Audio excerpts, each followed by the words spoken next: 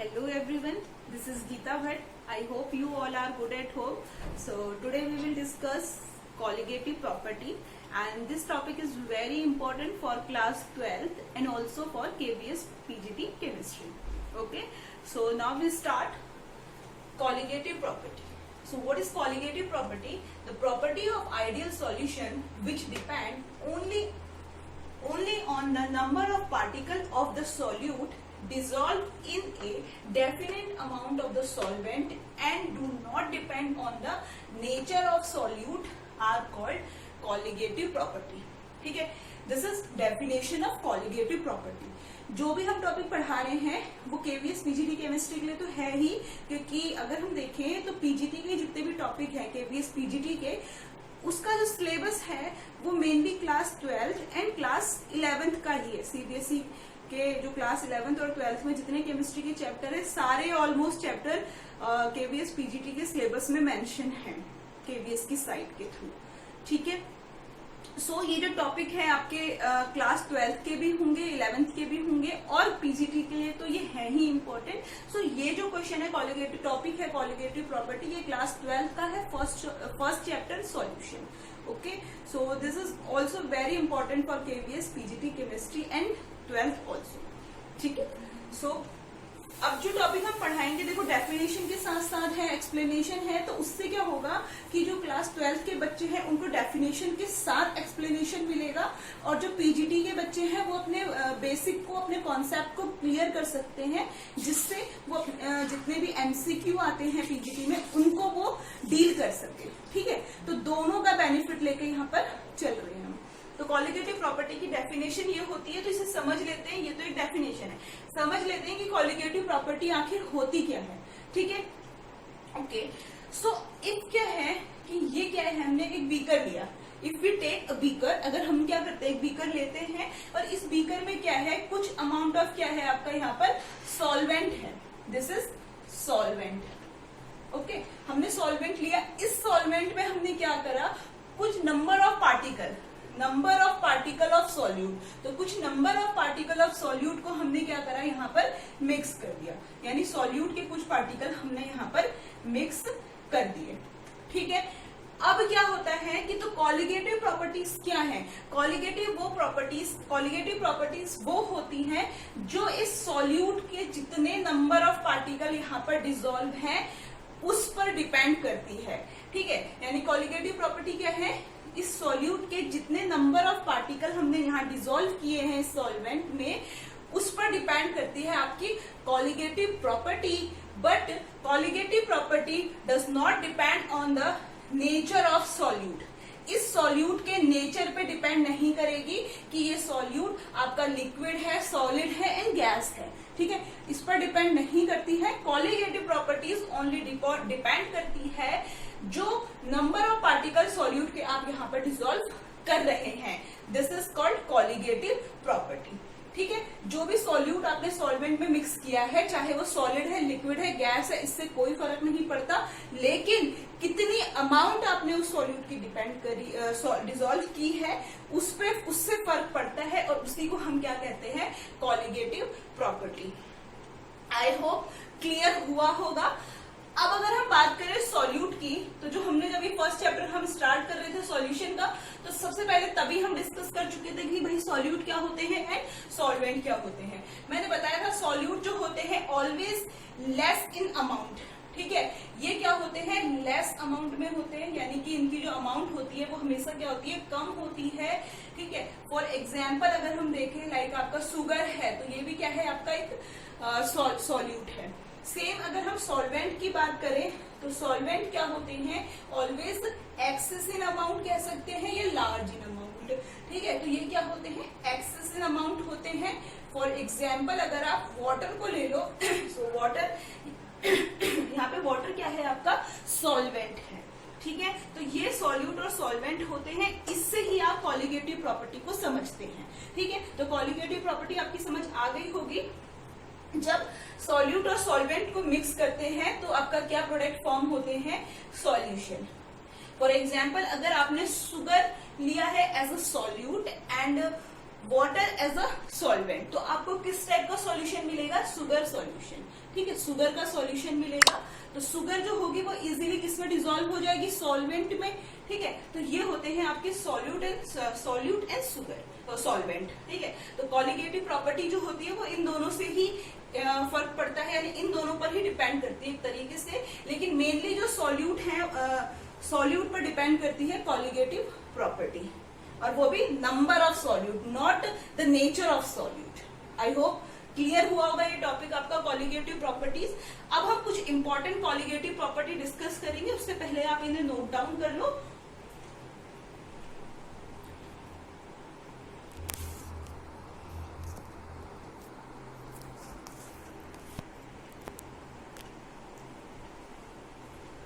So now we discuss some more important colligative properties. So first है आपकी relative lowering of vapor pressure. First property होती है relative lowering of vapor pressure, and the second is osmotic pressure, and the third is elevation of boiling point, and last one is depression of freezing point. तो ये आपकी main 4 colligative properties हैं। एक एक करके सारी प्रॉपर्टीज को हम डिस्कस करेंगे। यहाँ से केवीएस पीजीटी में बहुत क्वेश्चन आते हैं। अगर आप 2017 का या 18 का पेपर भी देखोगे तो इस टॉपिक से भी आपको बहुत सारे न्यूमेरिकल मिलेंगे वहां पर। तो ये सारे टॉपिक केवीएस पीजीटी के पॉइंट ऑफ व्यू से भी बहुत इंपॉर्टेंट है और क्लास 12 के लिए तो है ही, ठीक है। एक इम्पॉर्टेंट बात पहले मैं क्लियर कर दूं कि कुछ बच्चे हैं जैसे उनको ये डाउट है या आई डोंट नो कि क्या प्रॉब्लम है, उन्हें मतलब ये समझ नहीं आ रहा है कि प्लेलिस्ट में 12th के कुछ का रिस्पांस आया था आई थिंक कि 12th के लेक्चर नहीं है। तो आप जो मेरा चैनल है उसकी प्लेलिस्ट पर जाएं और प्लेलिस्ट पे जाने के बाद आपको 2 फाइल मिलेंगी। तो फर्स्ट होगी आपकी केवीएस पीआरटी साइंस, ठीक है। सेकंड है केवीएस पीजीटी केमिस्ट्री। तो जो क्लास 11th और 12th के स्टूडेंट हैं उनको अपना सिलेबस टॉपिक वाइज या अपन जो भी उनकी एनसीईआरटी की बुक है उसके अकॉर्डिंग हर चैप्टर उन्हें केवीएस पीजीटी केमिस्ट्री वाले में मिलेगा। क्लास 11th और 12th के जितने भी टॉपिक हैं केमिस्ट्री के वो सारे केवीएस पीजीटी में ही है, क्योंकि पीजीटी में भी आते हैं क्वेश्चन और क्लास 12th में भी है, तो वो एक ही फाइल में है। आप वहां से अपने हर टॉपिक को चेक कर सकते हैं चैप्टर वाइज, ठीक है। क्लास 12th के लिए ये इंपॉर्टेंट था कि कुछ बच्चों को कंफ्यूजन था, उनका मेरे पास रिस्पॉन्स आया था, इस वजह से मैंने यहाँ पे क्लियर कर दिया।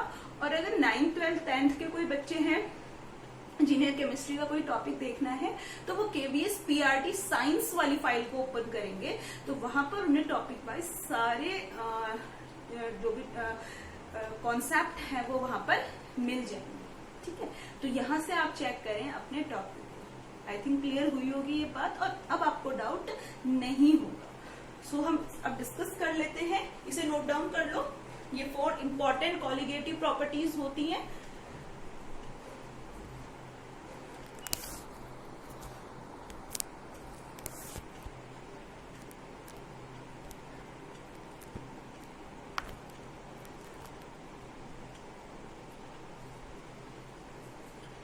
So now we discuss relative lowering of vapor pressure. Okay, ये क्या होता है? फर्स्ट कॉलिगेटिव प्रॉपर्टी है relative lowering of vapor pressure. So when a non-volatile solute is dissolved in a solvent. Okay, when a एक minute, solute होगा यहाँ पर, ठीक है, is solute आएगा। When a non-volatile solute is dissolved in a solvent, the vapor pressure of the solution is lower than that of the pure solvent. This is relative lowering of vapor pressure. तो क्या कहा इसमें कि क्या है कि ये आपका एक बीकर है जिसमें आपने क्या करा है, कुछ सॉल्वेंट लिया हुआ है, ठीक है। तो एक नॉन वोलाटाइल सॉल्यूट कोई, तो first of all non volatile solute क्या होते हैं? ऐसे सॉल्यूट जो क्या है, इवोपरेट नहीं कर रहे हैं, यानी नॉट इवोपरेट, ठीक है, जिनमें इवोपरेशन नहीं होता है वो क्या होते हैं, नॉन वोलेटाइल सॉल्यूट होते हैं। तो इट मीन्स यहाँ पर सॉल्यूट कैसे हैं, आपके सॉलिड हैं जो इवोपरेट नहीं कर रहे हैं, ठीक है। इस डिजोल्व, तो ऐसे सॉल्यूट को आप डिजोल्व कर रहे हैं किसमें, इस सॉल्वेंट में, ठीक है। तो यहाँ पर आपने सेम सॉल्यूट डिजोल्व किया, और सॉल्यूट कैसा है आपका, नॉट इवोपरेशन वाला सॉल्यूट है, यानी कि सॉलिड।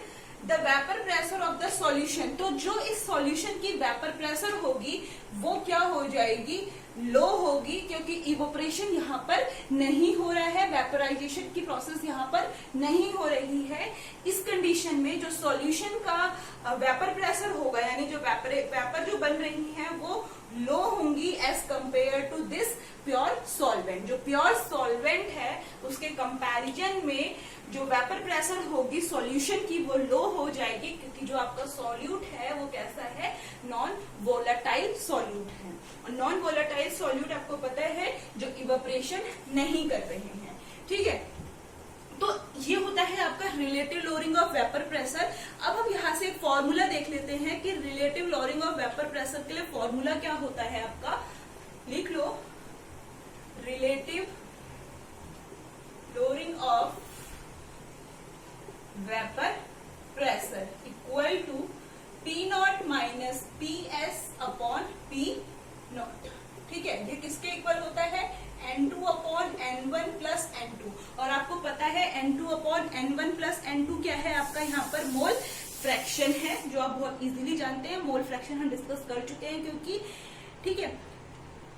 तो अब हम बात कर लेते हैं किसकी, P नॉट की। तो P नॉट, यहाँ पे P नॉट क्या है आपका, वेपर, ये क्या है, किसकी वेपर प्रेशर है, P क्या होता है, प्रेशर होता है, तो किसका वेपर प्रेशर है, ये वेपर प्रेशर ऑफ सॉल्वेंट, ठीक है। सॉल्वेंट का वेपर प्रेशर है P नॉट, PS है आपका वेपर प्रेशर ऑफ सॉल्यूशन, और सेम फिर P नॉट क्या हो जाएगा आपका, वेपर प्रेशर ऑफ सॉल्वेंट, ठीक है। तो ये चीज आपको ध्यान रखनी है यहाँ पर।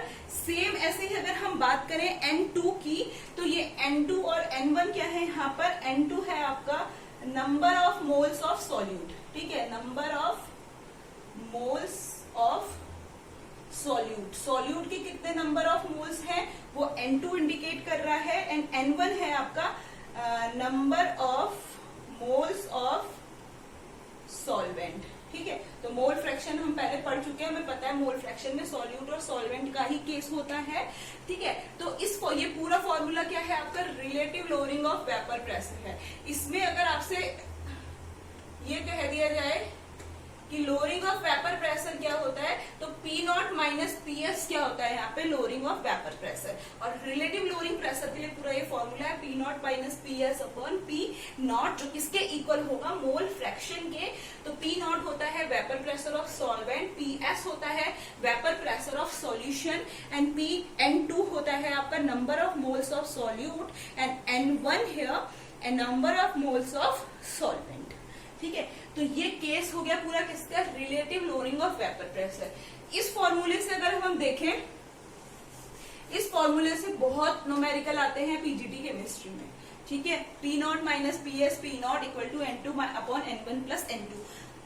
अब आप 2017 का पेपर देख लो पीजीटी का, वहां पर भी क्वेश्चन है। बोर्ड का 12th का पेपर देख लो तो भी यहाँ से क्वेश्चन आते हैं, रिलेटिव लोअरिंग प्रेशर या ऑस्मोटिक प्रेशर से, एलिवेशन और बॉइलिंग पॉइंट से, तो न्यूमेरिकल आते ही आते हैं, ठीक है। तो उस पॉइंट ऑफ व्यू से बहुत इंपॉर्टेंट पॉइंट है आपका, आई थिंक समझ में आया होगा कि relative lowering of vapour pressure क्या होता है, P not minus PS upon P nought equal to N2 upon N1 plus N2। इसको हम इक्वल करके क्या लिख सकते हैं, X2, क्योंकि क्या है ये किसके इक्वल है आपका, मोल फ्रैक्शन के लिए है। लेकिन अगर सिर्फ फॉर्मूला लिखने के लिए आएगा तो तब हम यहाँ तक ही लिखेंगे, relative lowering of vapour pressure के लिए अगर फॉर्मूला आता है तो, ठीक है।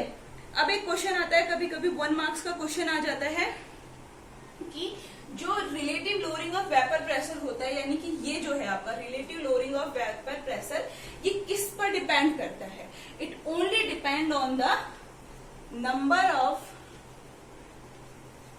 मोल्स ऑफ सॉल्यूट, ठीक है। ये ध्यान रखना है आपको, जो बहुत इंपॉर्टेंट है। कभी 1 मार्क्स में पूछ लेते हैं कि relative loading of vapour pressure किस पे डिपेंड करता है। It depend only the moles of solute, solute के कितने मोल्स हैं उस पर डिपेंड करता है ये, ठीक है। तो ये पूरा कॉन्सेप्ट है आपका relative loading of vapour pressure का। इसके बेस पे हम कुछ न्यूमेरिकल डिस्कस कर लेंगे, नेक्स्ट वीडियो में डिस्कस करेंगे। फर्स्ट ऑफ ऑल पहले आप ये कॉन्सेप्ट देखो कि आपको समझ में आया या नहीं, तो इसी से रिलेटेड हम न्यूमेरिकल को नेक्स्ट वीडियो में डिस्कस करेंगे, इसके जस्ट बाद जो वीडियो अपलोड होगी उसमें, ठीक है। तो that's all for today. Concept आपका क्लियर हुआ या नहीं हुआ आप कमेंट सेक्शन में बता सकते हैं। वीडियो अच्छी लगी तो लाइक शेयर एंड सब्सक्राइब जरूर करें, चैनल को सब्सक्राइब करना बिल्कुल भी ना भूलें। Thank you.